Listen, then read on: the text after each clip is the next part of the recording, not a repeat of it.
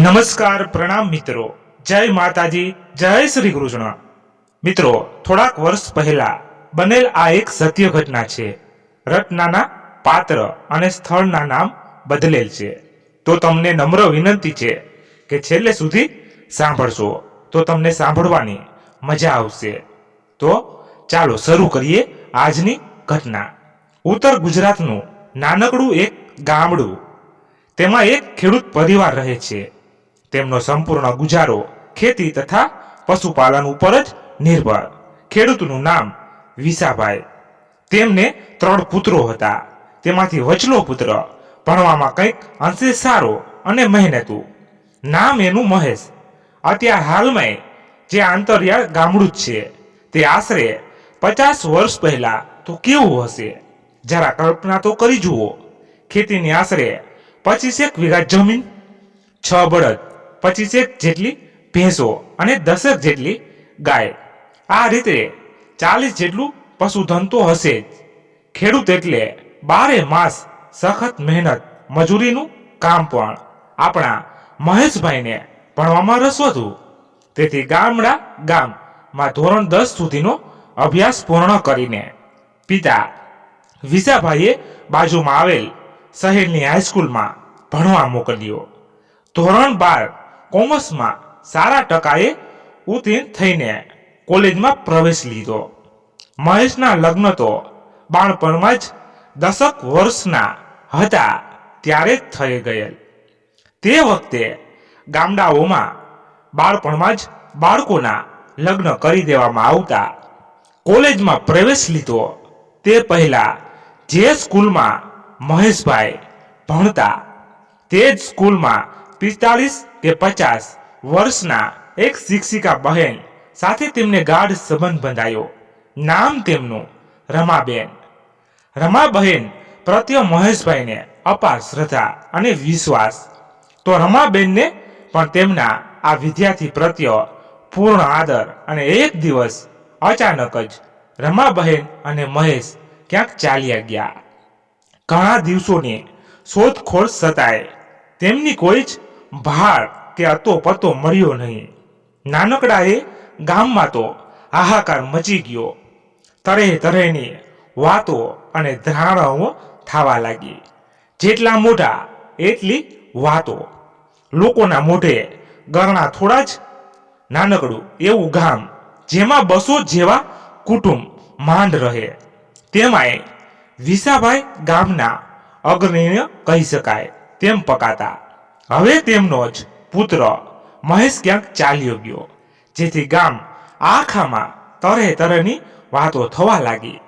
લોકોને તો મોકો જ જોઈતો હોય છે આવી બધી પંચાયત કરવાનો, ને ગામના ગોંદરે સાજે વડલા નીચે ગામના પંચાયતિયા ભેગા થાય।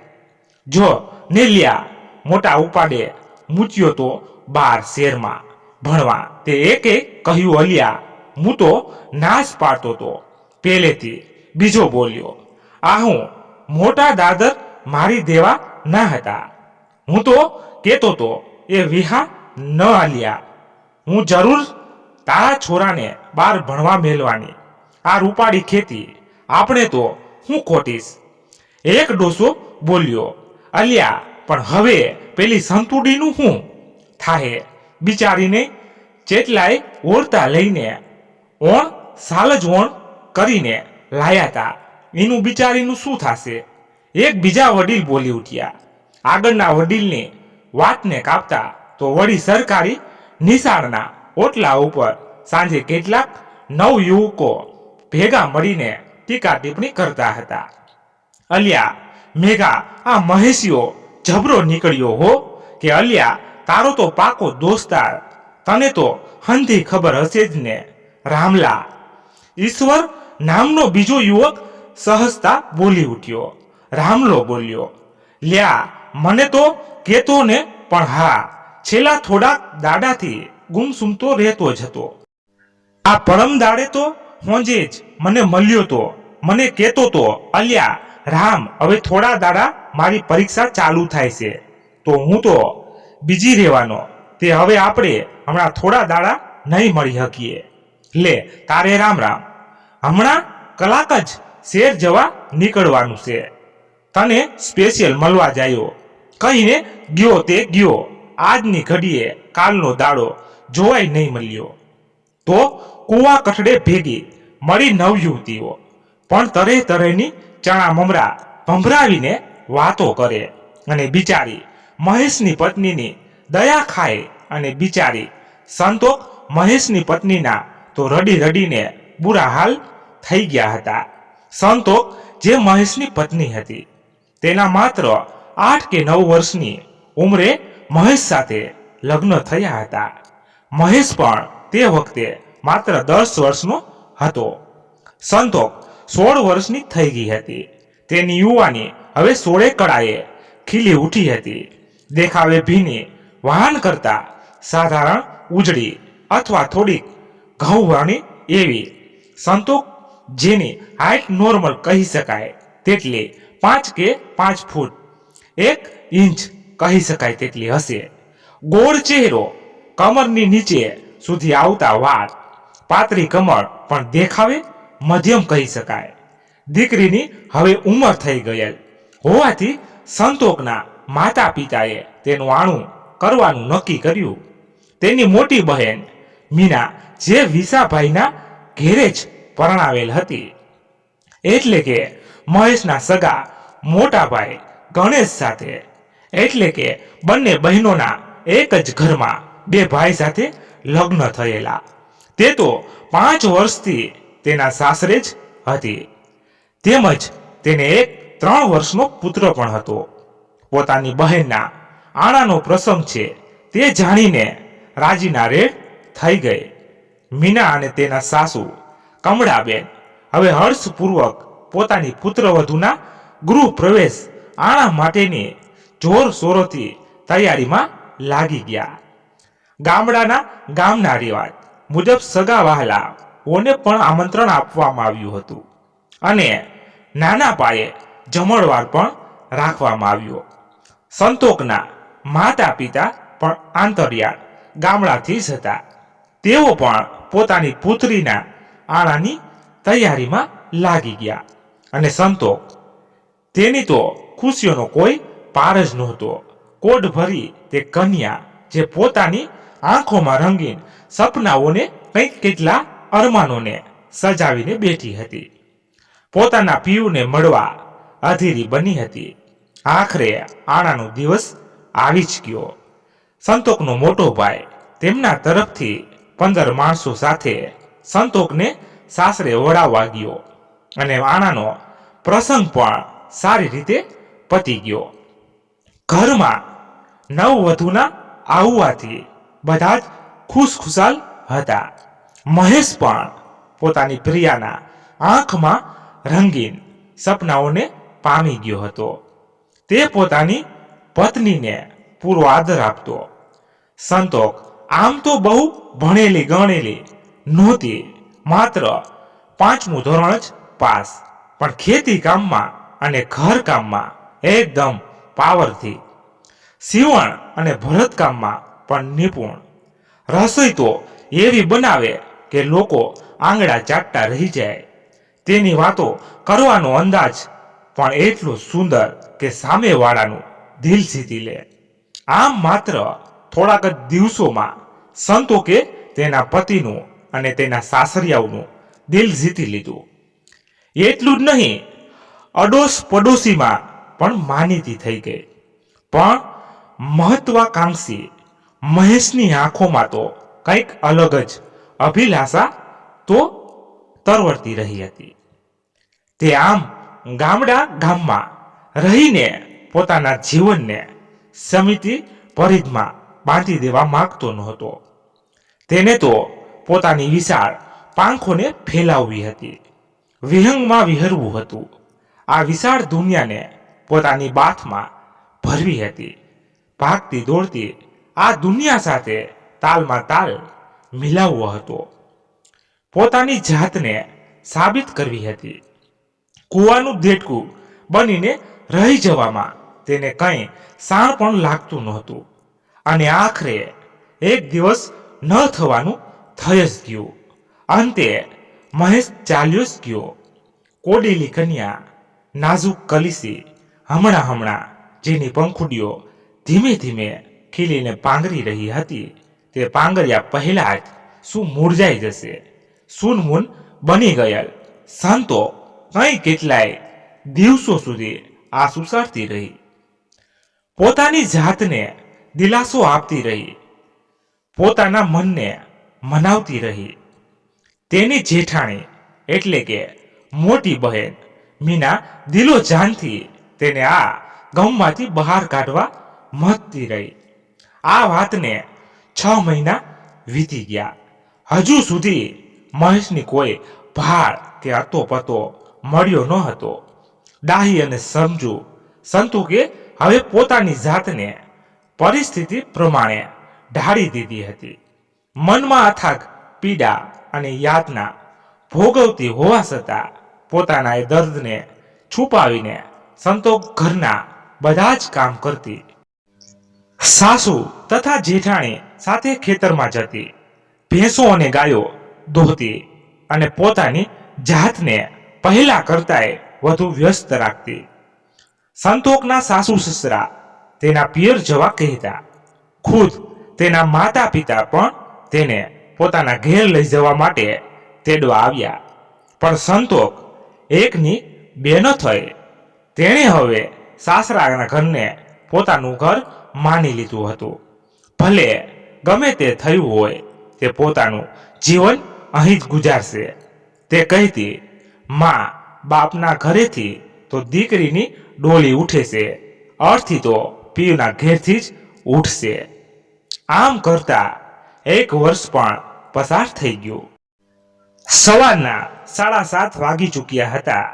નજીકના મંદિરના ઘંટારવના મીઠા સૂર કાનમાં રણકી રહ્યા હતા.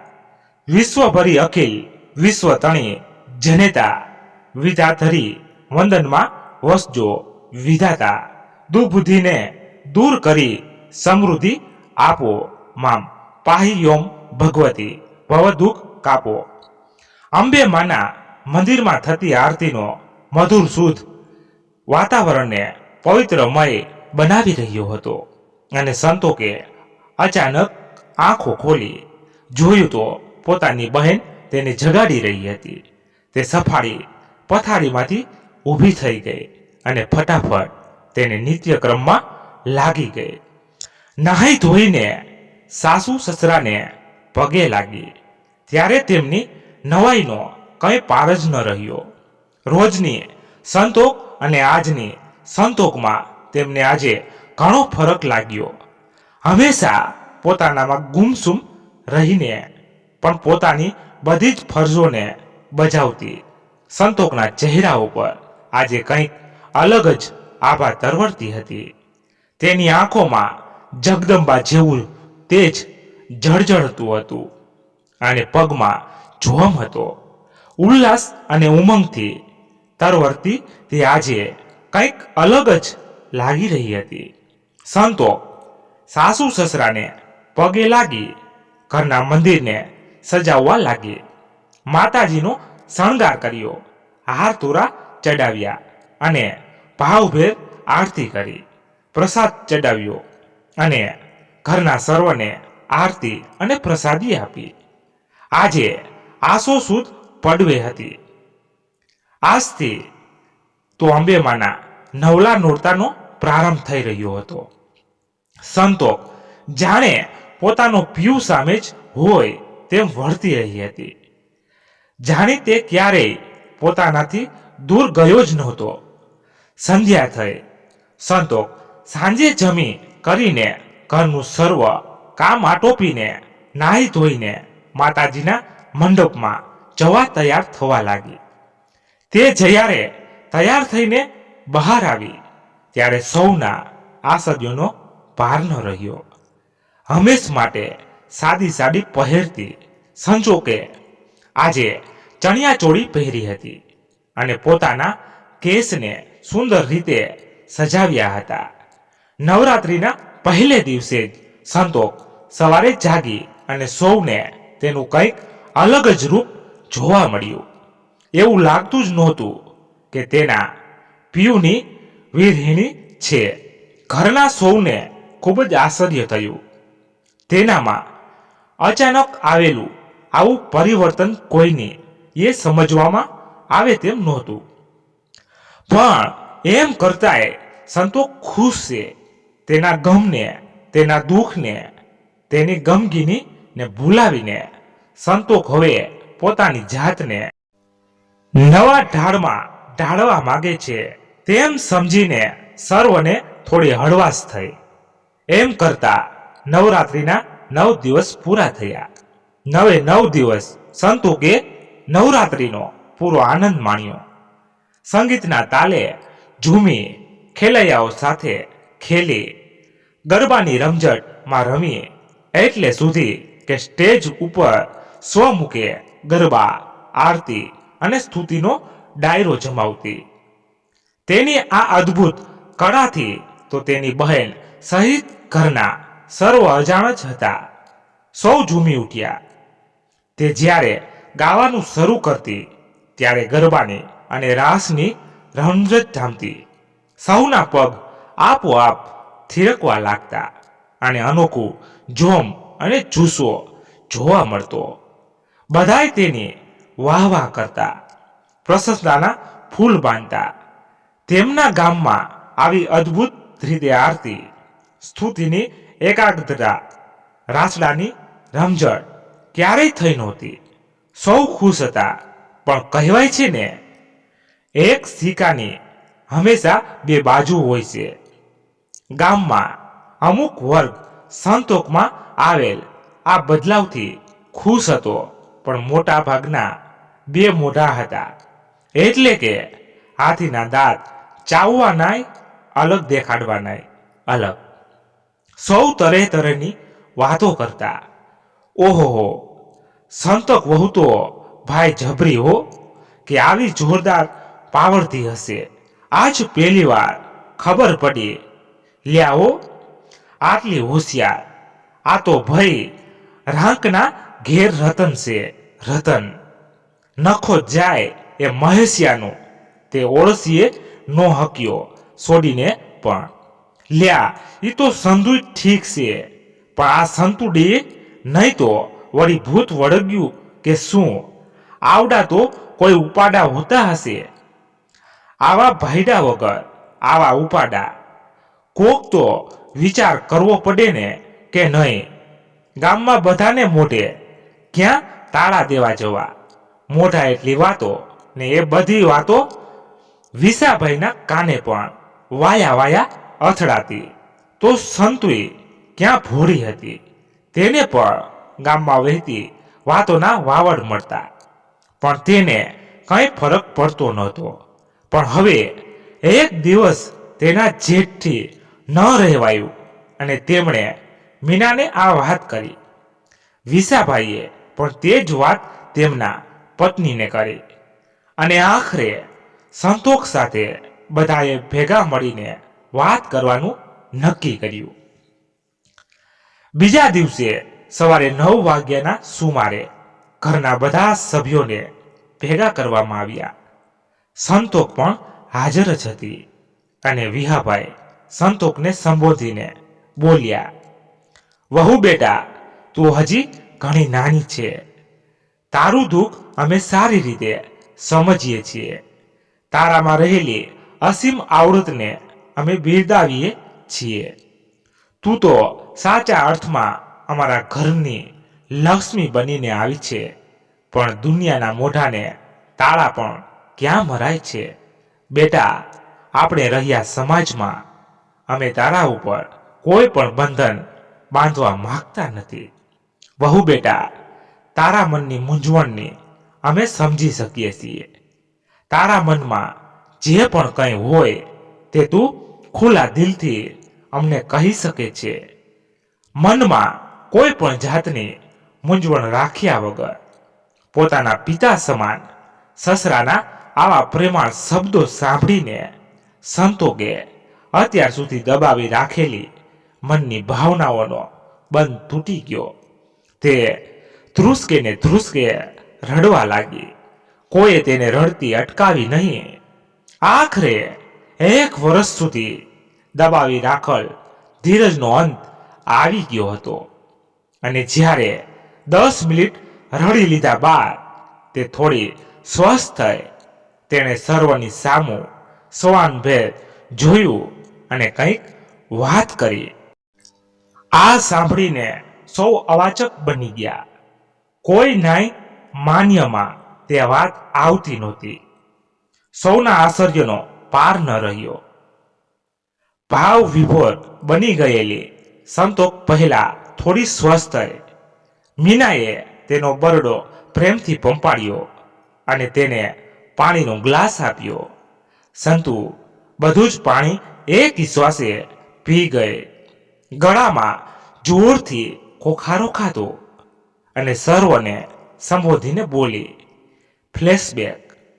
ભાદરવા મહિનાનો એ છેલ્લો દિવસ હતો. બીજા દિવસથી નવરાત્રિ શરૂ થઈ રહી હતી. તે દિવસે રાત્રે સંતો ઘરના બધા જ કામકાજને આટોપીને સૂવા માટે ગઈ.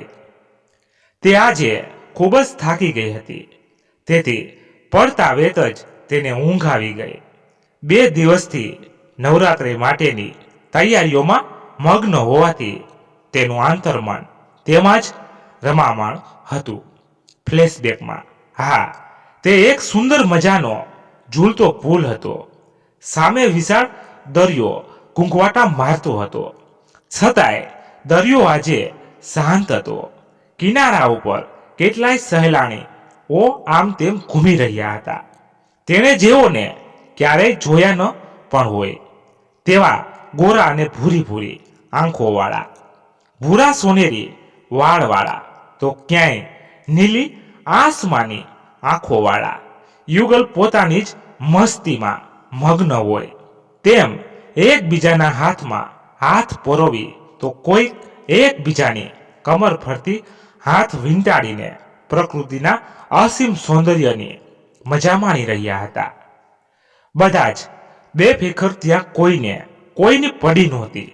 ન કોઈ ફિકર, ન કોઈ ટીકા ટિપ્પણી, ન પંચાત. સામે વિશાળ ઘૂંઘવાટા મારતા સાગરમાં મસ્ત મોટા વિશાળ સ્ટીમરો સહેલાણીઓને સહેલ કરાવતા આમ તેમ ઘૂમતા હતા. પણ આ શું, એક વિશાળ ટીમ્બરની બાલ્કનીમાં એક નવયુવક જે માંડ 21 વર્ષનો હશે, હાઈટ 5 ફૂટ 8 ઇંચ જેવી, આસમાની કલરના ટી શર્ટ અને બ્લુ કલરનું ડેનિમ, ગોરો રંગ અને કાળી મોટી આંખો ને આકાશે મીટ માંડીને આકાશમાં ધુમડતા એ રંગીન અને વિધ રચાતા આકારોને મીટ માંડીને એકાત્રાથી જોઈ રહ્યો. તેના કાળા ઝુલ્ફદાર વાળ દરિયાની હવાની તીવ્ર લહેરોને કારણે સરસર કરતા ઉડી રહ્યા હતા.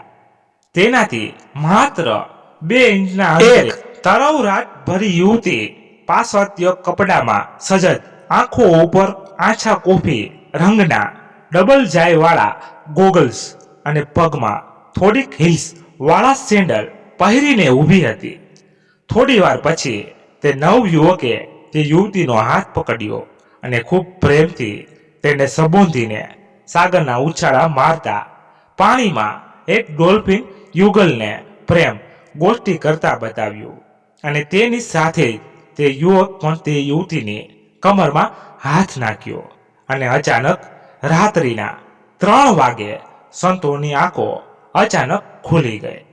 તે ખૂબ જ વિસ્મય પામીને આમ તેમ જોવા લાગી. જોયું તો તે તેના રૂમમાં સૂતી હતી. તેણે ફરીથી સૂવા માટે પ્રયત્ન કર્યો. થોડી ઊંઘમાં જતાં જ એના એ જ દ્રશ્યો તેની નજરની સામે પુનરાવર્તિત થવા લાગ્યા. આ વખતે તે ખૂબ જ સતર્ક હતી. તેણે ઝીણવટપૂર્વક તે નવયુવકનું નિરીક્ષણ કર્યું. તે બીજો કોઈ નહીં પણ મહેશ જ હતો. પણ તેની બાજુમાં ઊભેલ તે યુવતી કોણ હતી? સંતો હજી પણ તેને કરી શકતી નહોતી. અને એટલામાં આ વખતે મહેશ તે યુવતીને સંબોધીને બોલ્યો, oh my dear, I love you very much. મેં તને બહુ તપાવી, તને ખૂબ રોવડાવે, પણ હું શું કરું? હું પણ મારા મનથી મજબૂર હતો. પણ હવે આપણે બંને સાથે જ છીએ. કુદરતની કોઈ પણ તાકાત આપણને હવે વિખૂટા નહીં પાડી શકે. સંતોક ખૂબ જ વિસ્મય પામી. આવું અજીબ સ્વપ્ન અને તે અજીબ પ્રદેશ કદીએ ન જોયા હોય તેવા તે માણસો, દરિયો, મહાકાય, 4 માળનું સ્ટીમર અને તેમાંય સ્ટીમરની વિશાળ ગેલેરીમાં ઊભેલો તે નવયુવક જે બિલકુલ મહેશ જેવો જ લાગતો હતો. અરે, તે તો મહેશ જ હતો, પણ તેની બાજુમાં લગોલગ ઊભેલી પેલી નવયૌવના કોણ હશે? તેણે તે ગુથથી સુલઝાવવાનો ઘણો પ્રયત્ન કર્યો, પણ તે વધુ ને વધુ ઉલઝનમાં ફસાઈ જતી હતી. તેની આંખોમાંથી હવે ઊંઘ હરામ થઈ ગઈ હતી. બીજા દિવસે સવારે તેણે પરાણે પોતાની જાતને કાબૂમાં રાખી. આખી રાતના ઉજાગરાના કારણે તે થાકી ગઈ હતી. તેથી તે દિવસે રાત્રે તે વહેલા સૂતી. પથારીમાં પડતાની સાથે જ તેને ઊંઘ આવી ગઈ. પણ આ શું ફરીથી એ જ દ્રશ્યો તેની સામે આવતા હતા. શું હતો આનો મતલબ?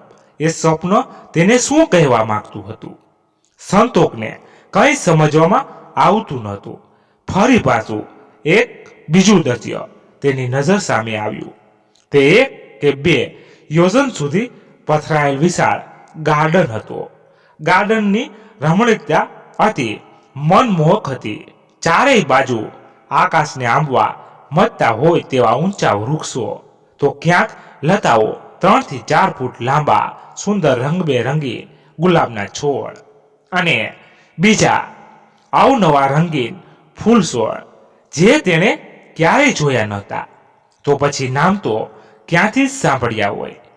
વચ્ચોવચ્ચ એક વિશાળ સરોવર જેવું કંઈક દેખાતું હતું અને તેમાં વચ્ચે બનાવેલ એક હરિયાળીથી ભરપૂર મોટા સ્ટેજ જેવું કંઈક હતું.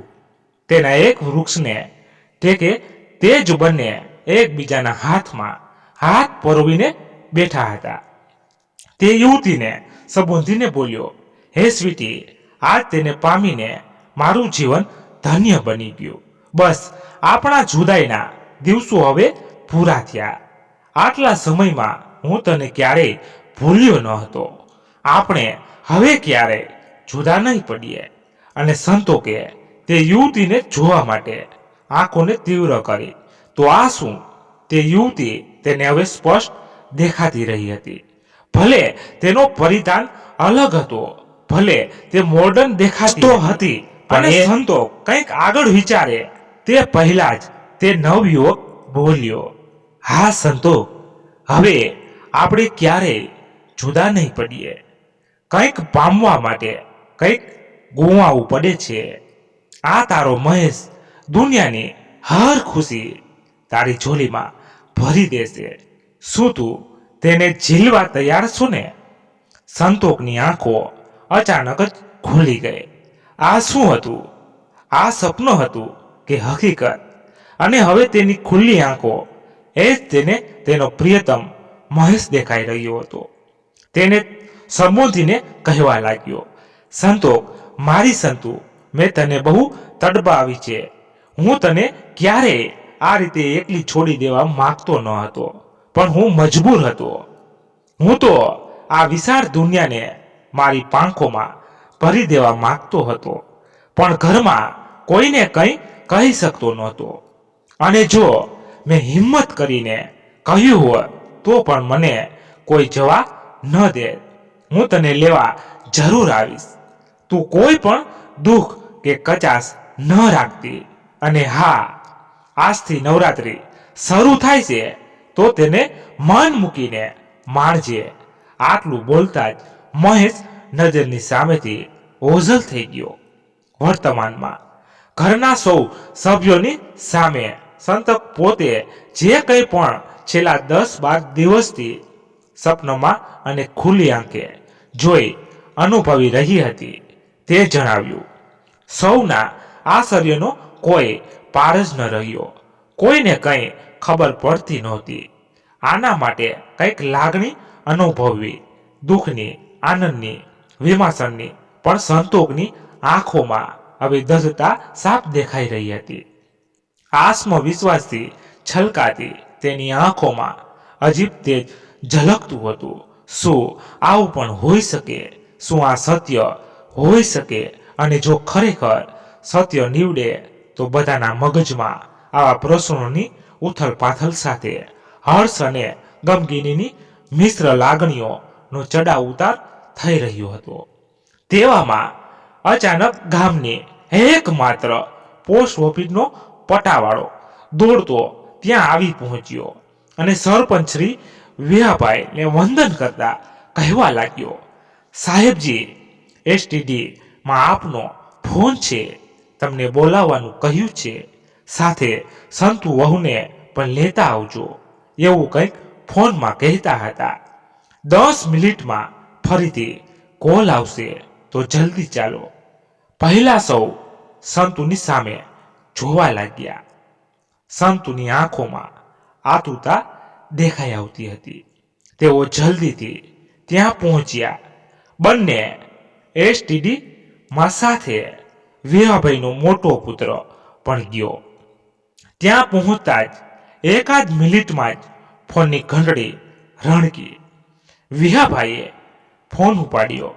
સામેથી ચિરપરિચિત અવાજ સંભળાયો, બાપુજી, હું મહેશ, આપનો લાડોકવાયો કહેતા ને હળવા ડુસકાનો અવાજ સંભળાયો. મહેશ, મારા લાલ, ક્યાં છે તું? બરાબર તો છે ને? શું કરે છે? એકી સાથે સામટા અનેક પ્રશ્નો તેમણે તેને પૂછી લીધા. અને પછી મહેશે જે વાત કહી, ફ્લેશબેક.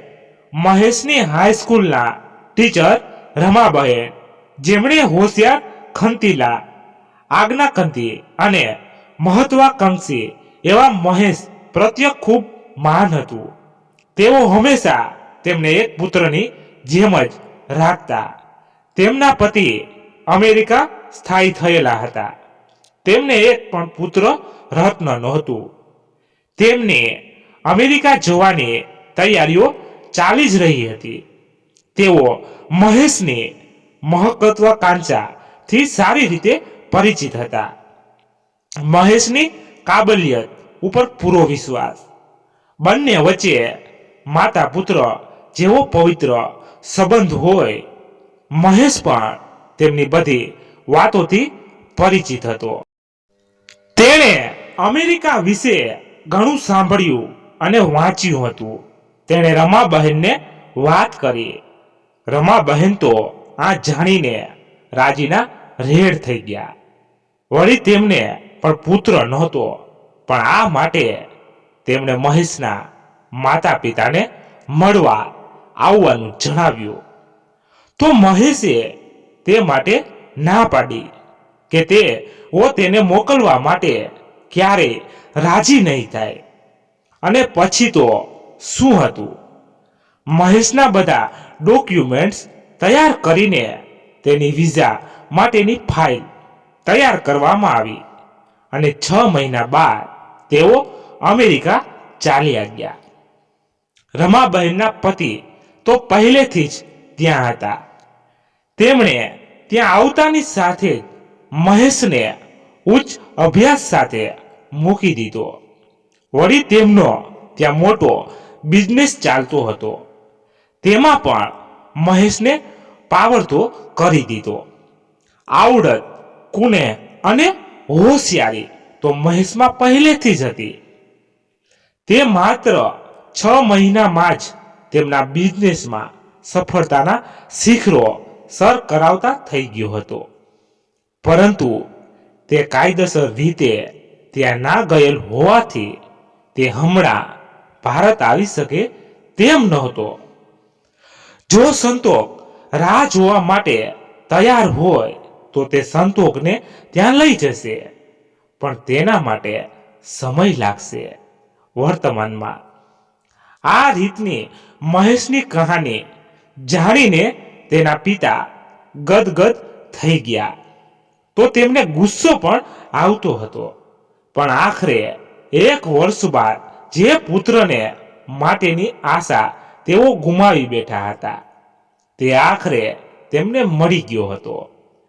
સંતોક પણ રાહ જોવા માટે તૈયાર હતી.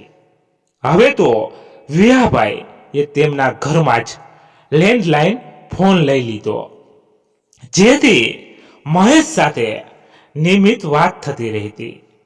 તેમ કરતા કરતા 10 વર્ષના વહાણા વાઈ ગયા. આખરે એક દિવસ મહેશ ગામમાં આવ્યો.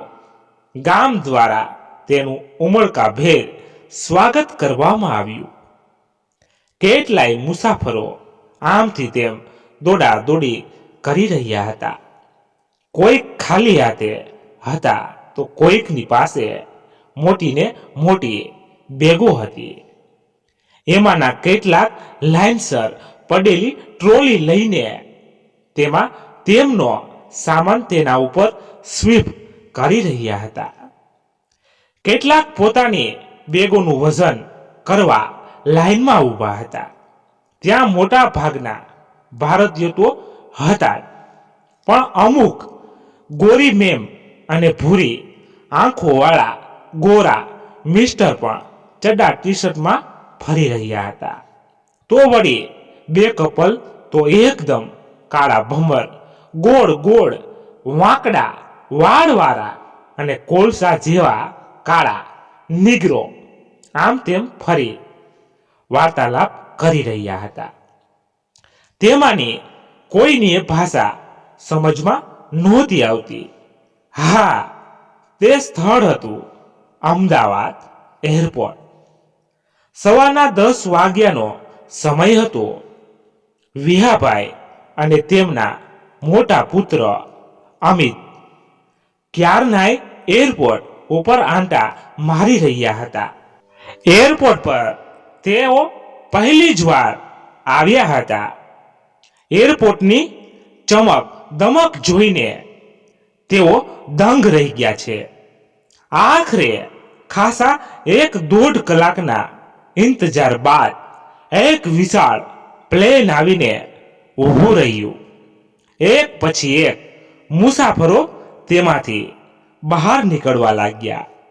લગભગ 100-150 મુસાફર ઉતરી ચૂક્યા હતા. પરંતુ તે ક્યાં જેની તેઓ કાગડોળે રાહ જોઈ રહ્યા હતા. હજી સુધી તેમનો લાડકવાયો કેમ દેખાતો નથી? તો વળી સંતોકની આંખોમાં પિયુને મળવાની અજીબ તાલાવેલી સ્પષ્ટ જણાઈ આવતી હતી.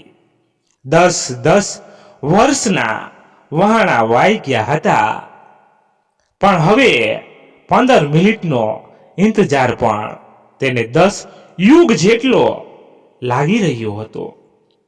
અચાનક એક પર્સનાલિટી અને આંખે ગોગલ્સ ચડાવેલ યુવાન વિસાભાઈ આગળ આવીને ઊભો રહ્યો અને તેમને પગે પડી ગયો. પહેલા તો તેઓ ચોંક્યા, પણ ધારીને જોયું, અરે આ તો તેમનો લાડકવાયો. તેમની આંખનો તારો મહેશ તો હતો. હા, મહેશ સાવ જ બદલાઈ ગયો હતો. તેને જોઈને કોઈ ન કહી શકે કે આ 10 વર્ષ પહેલાનો મહેશ છે, પણ સંતુ તેને તરત ઓળખી ગઈ. આ તો તે જ હતો જેને તે વર્ષોથી સપનામાં જોઈ રહી હતી. મહેશ પ્રેમથી તેના પિતાને અને ભાઈને વારા ફરતી ભેટી પડ્યો. થોડી દૂર ઊભી સંતોક ભાવ વિભોર બની ગઈ. બધાની મર્યાદાને જાળવતા બંનેએ ત્રાસી આંખે એકબીજાની સામે જોઈ લીધું. બધાની આંખોમાં જળજળિયા આવી ગયા. આ એક અદ્ભુત મિલન હતું. આખરે સૌ ગામમાં પહોંચ્યા. 10 વર્ષ પછી મહેશ ઘેર આવ્યો હતો. હવે તે 29 વર્ષનો થઈ ગયો હતો. તેમનું ગામમાં વાજતે ગાજતે સ્વાગત કરવામાં આવ્યું. ઢોલ ત્રાસાને શરણાઈ ગુંજવા લાગી. મહેશ અને સંતોકને સાંજે દુલ્હા અને દુલ્હનની જેમ સજાવવામાં આવ્યા અને તે બંનેના આશ્ચર્યની વચ્ચે તેમને વાજતે ગાજતે ગામના ચોકમાં લઈ જવામાં આવ્યા.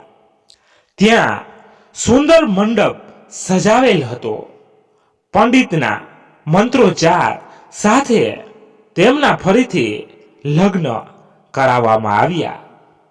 આખા ગામને જમાડવામાં આવ્યું. બધાયના આનંદની કોઈ સીમા નહોતી. મહેશ પછી તો ગામમાં 3 મહિના રહ્યો. સંતોકની ફાઇલ મહેશે અમેરિકા હતો ત્યારથી જ એજન્ટ રોકીને તૈયાર કરાવી દીધી હતી. રહી સહી જે વિધિ બાકી હતી તે પણ ગામમાં આપીને પૂરી કરી દીધી. સંતોકના વિઝા આવતા જ યુએસ ની ટિકિટનું રિઝર્વેશન કરાવ્યું અને નિયત સમયે બળને સૌની વિદાય લઈ યુએસ પહોંચી ગયા. તે એક વિશાળ મકાન હતું. સાફ સુથરા કાચ જેવા દેખાતા. 80 ફૂટની પહોળાઈ, 40+40 વચ્ચે ડિવાઈડર વાળા રોડની ડાબી બાજુ જતા 40 ફૂટના રોડની બરાબર સામે જ તે મકાન હતું. ગેટનો વિશાળ એન્ટ્રેસ આવે તે પહેલા આગળ બંને સાઈડમાં મયુરપંખ વિધાનું ઝાડ ના 3 લગભગ 10 ફૂટના એક જ સરખા શેપ આપેલ વૃક્ષ અને તેની બાજુમાં 20 ફૂટના શરૂના શેપ આપેલ વૃક્ષ હતા. તો સાઈડની ક્યારીમાં વિવિધ કલરના ગુલાબ અને રંગીન ટ્યુલિપથી મધમધતા રંગીન ઠંડકવાળો વાતાવરણ અને મધમધતું બનાવી રહ્યો હતો. જોતા જ જાણે સ્વર્ગનો અહેસાસ થાય. તેઓએ સુંદર ગાર્ડન જેવા ભાગમાંથી વચ્ચે થઈને 20 ફૂટનો પહોળો પથ વે આગળ પણ 25 ફૂટ સુધી લંબાયેલ હતો. એવા મકાનની સામે એક ચમચમતી મોટી BMW ગાડી આવીને ઊભી રહી. મહેશ તેમાંથી રૂઆબભેર ઉતર્યો. પછી તેણે સાઈડનો દરવાજો ખોલ્યો અને સંતોકનો પ્રેમથી હાથ પકડીને તેને ગાડીમાંથી ઉતારી. મહેશ તેને દોરીને લઈ જવા લાવ્યો. આગળ જતાની સાથે જ સંતોક સામેનો સુંદર નજારો જોઈને હતપ્રત થઈ ગઈ. મકાનની આગળનું આવું સુંદર એન્ટ્રન્સ તે આજ પહેલી વાર જોઈ રહી હતી. તેના મુખમાંથી તો વાહ, અદ્ભુત, અદ્ભુત જેવા શબ્દો સરી પડ્યા. સામે તે મકાનનો સુંદર દરવાજો ખોલતા જ વિશાળ દીવાનખંડના સોફા ઉપર એક જાજરમાન મહિલા બેઠા હતા. તો બીજા સોફા ઉપર થોડા વૃદ્ધ લાગતા પણ પ્રભાવશાળી એક વ્યક્તિ મેગેઝિન વાંચી રહ્યા હતા. સંતોક અને મહેશ દરવાજે પહોંચ્યા તેવા જ તે મહિલા ઊભા થયા અને તાંબાની ફૂલોથી સજાયેલ થાળી લઈને આવ્યા. બંનેના ઓવરણા લીધા અને દીવો પ્રગટાવી આરતી ઉતારી.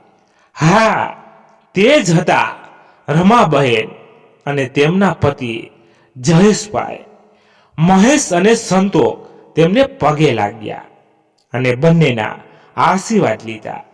આજે સંતોક ખૂબ જ સુંદર લાગી રહી હતી. મહેશ અને સંતોક હવે અમેરિકા પહોંચી ગયા હતા. પહોંચતાની સાથે એરપોર્ટ ઉપરથી તેમણે પ્રથમ ઇન્ડિયા ફોન કર્યો કે તેઓ સહી સલામત પહોંચી ગયા છે. રમાબહેનને ને જાણે પોતાની પુત્ર વધુ જ ઘરમાં આવી હોય તેટલો આનંદ હતો. બીજા દિવસે ત્યાં એક ગ્રાન્ડ પાર્ટીનું આયોજન કરવામાં આવ્યું. ત્યાંના બધા જ મિત્ર મંડળને અને રમાબહેનના સગા સંબંધીને પણ બોલાવવામાં આવ્યા હતા. આમ લગ્નના 11 વર્ષ બાદ તેમના સુખી સંસારનો પ્રારંભ થયો. સમય જતા તેમને 2 બાળકો, એક પુત્ર અને એક પુત્રી થયા. તે દરમિયાન સંતોકની નાની બહેન ના આશાના લગ્ન પણ મહેશનો સૌથી નાનો ભાઈ નયન સાથે કરાવી દેવામાં આવ્યા હતા. સમય જતા મહેશભાઈ તેમના તે નાના ભાઈ નયન, તેની પત્ની આશા ઉપરાંત તેમના કાકાના 2 દીકરા અને તેમની ફેમિલીને પણ વારા ફરતી અમેરિકા થઈ ગયા.